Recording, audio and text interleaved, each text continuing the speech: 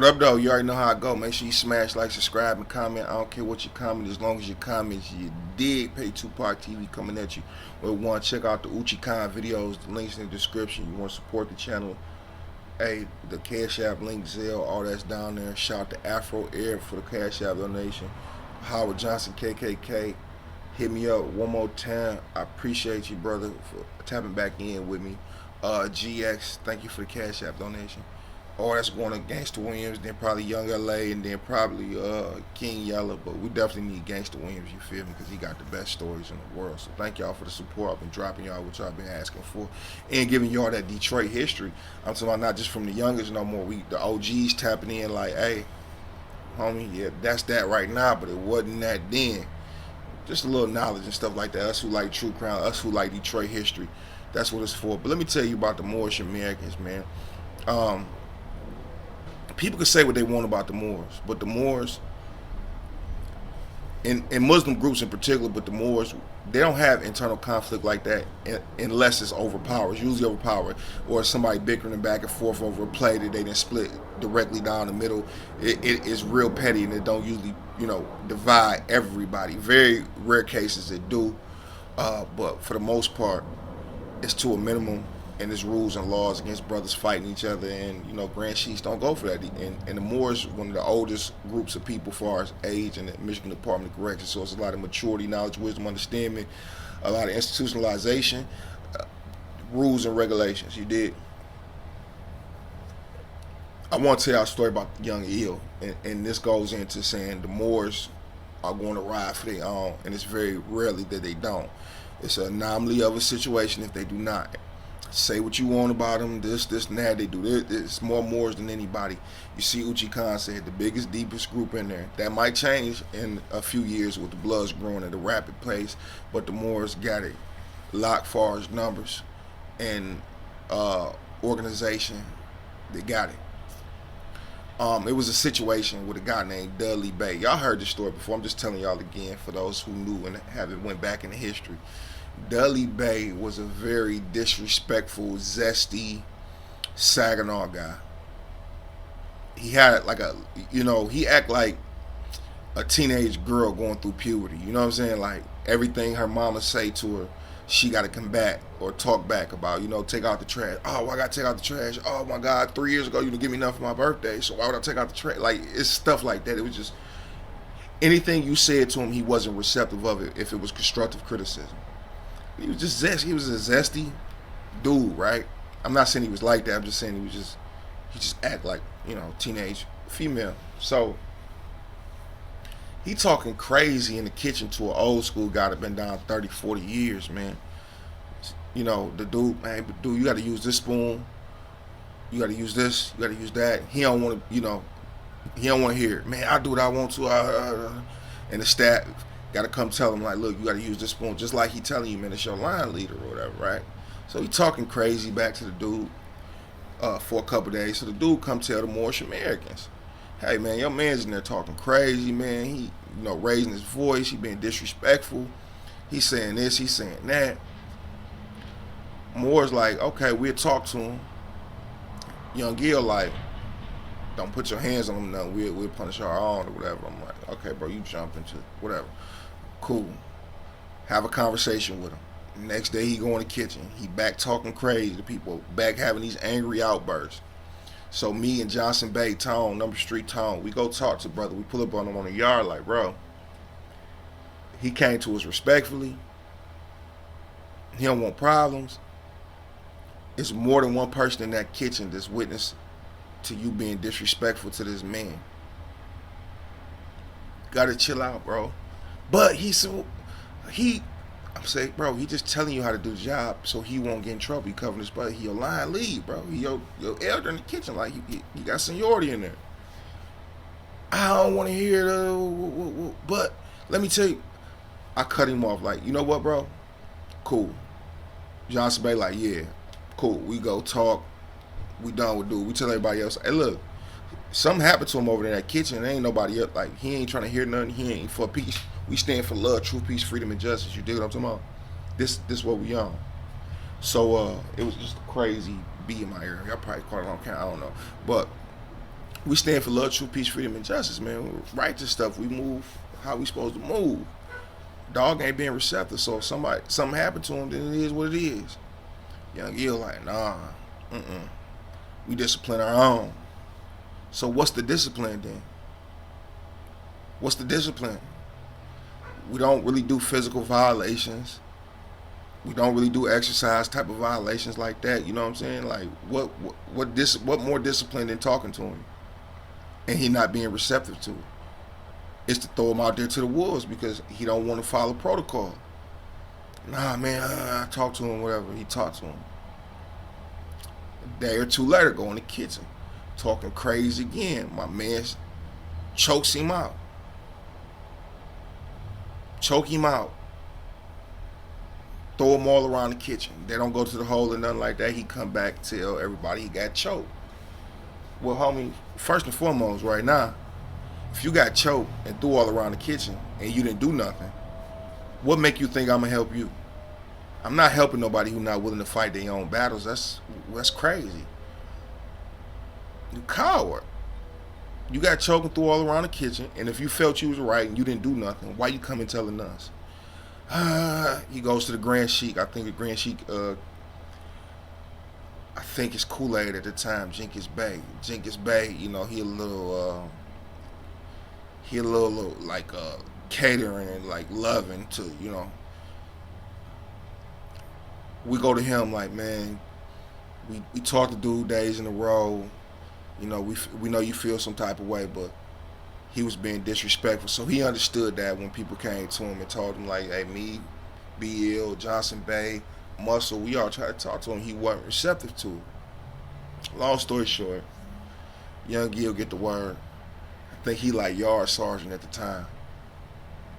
Man, we about to send them shooters at him. Nah, we send them shooters at him. No, bro. We go tell the Grand Sheik. This is what YoungEL on. Go tell other brothers, first lieutenant, this, or he might have been assistant lieutenant. I forgot what he was, but we go tell the head of security, like, bro, YoungEL tripping, bro. We just talked to this young kid too many times, and he went there, kept being disrespectful, man.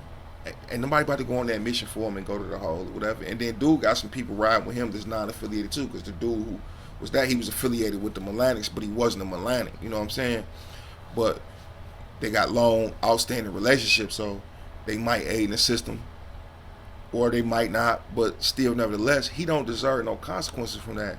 YoungEL perspective is, a Moorish American just got choked out in the kitchen. Everybody that seen it might not know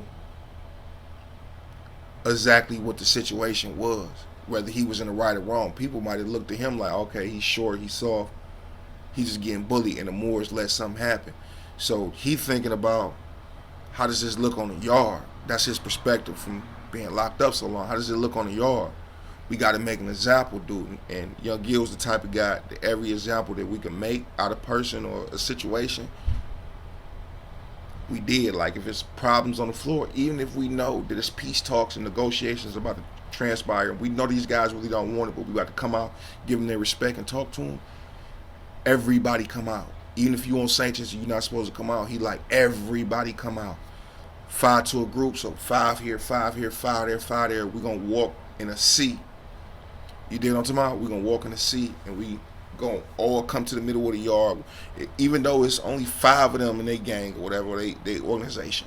It's only 5 of them, but we're going to come out 60, 70 deep just to talk, have a small conversation that we know that they want peace. Because when you got numbers, you got the ability to politic a little better. You in the upper echelon of politicking. Because like I told y'all, I've seen situations, and it's not to downplay nobody, it's just certain people. Like I seen situations where the Bloods at the time might only be 30 deep, and they all divided. So this particular group of Bloods only got 6 members. The other 24 not rocking with them. So they isolated, and it's 75, 80 Moorish Americans on the yard. They mans got hit up. They accept the fact. They willing to accept the fact, or the excuse. Oh, my man's was wrong, even though it wasn't supposed to go that far. It was just a little argument. Could have been a little one-on-one fight. The Mo popped him up. It's cool. I mean, he didn't do nothing. I mean, he was disrespectful. He probably deserved that. But I seen when them numbers flip, and somebody else did the same thing. They got rolled on by the same people.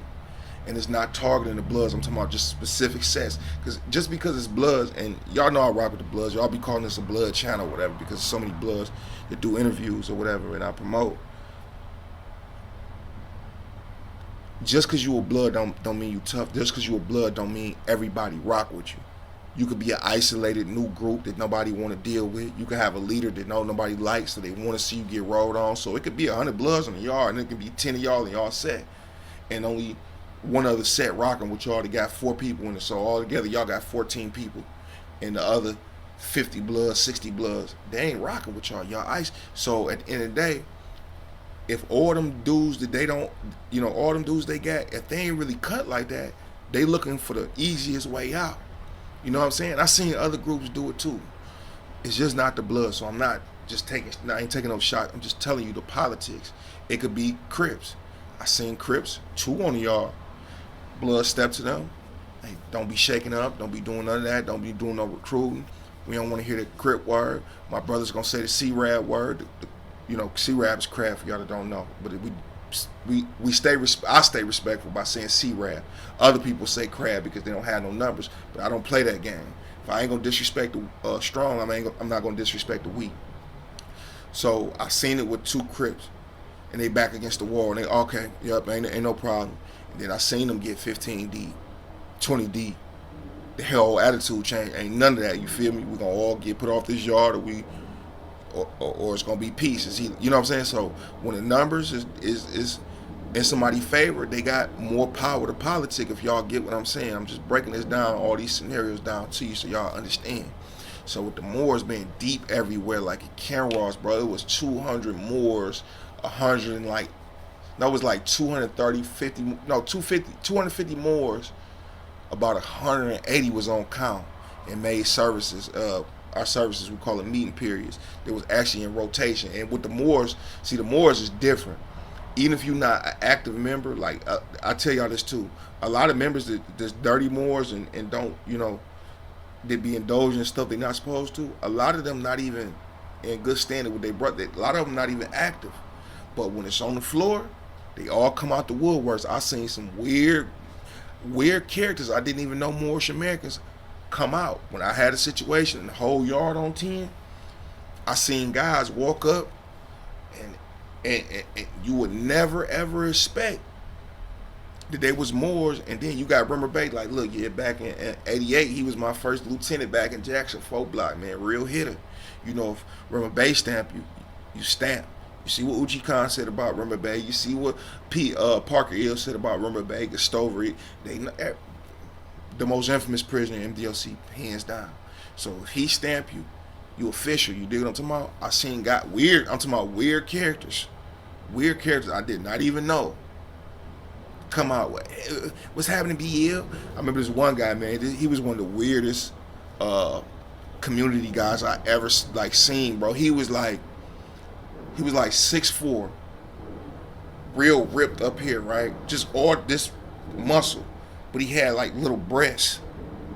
Weirdest stuff ever, bro. He had like little breasts,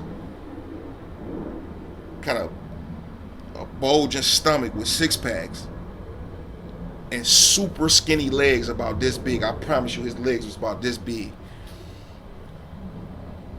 Like half these teeth was missing over here. Couple right here, and then one up top over here. And he used to talk with a lisp. What's up? It's time. It's time, baby. Like he was in the community, but he just a weird character, man. But I'm like, damn, he walked on his yard with so much confidence, and he was real funny too. And I'm like, I felt bad one day. I kind of like disrespected him. He was like cracking jokes, and it was funny. But when he sat down next to us, I'm looking at him crazy.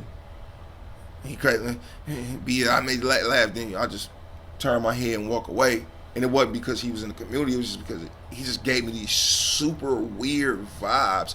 And I didn't want him to think like, okay, we gonna be cool, right? Like we gonna be cool, or you gonna be able to walk up to me and talk to me. Because I don't want the rest of the yard thinking like, I got to be crazy to hang out with this guy. And it's not because he was in the community. It was just because he was just so weird.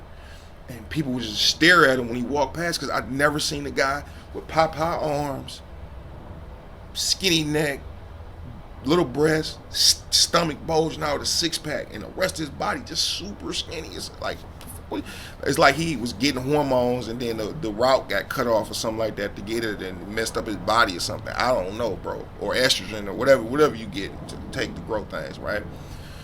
But hey, look, I got to talking. We 15 minutes into the video, man. Peace and blessings be upon y'all, man. Big 5.